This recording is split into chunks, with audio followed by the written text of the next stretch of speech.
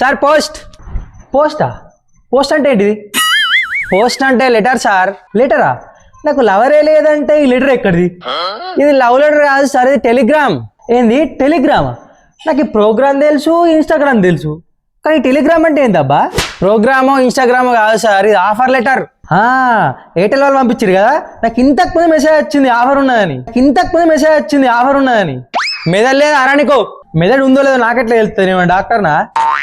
అరే నేను ఎవర్రా? నువ్వెవరో నీకే వెళ్ళినప్పుడు నాకెట్లా తెలుస్తుంది?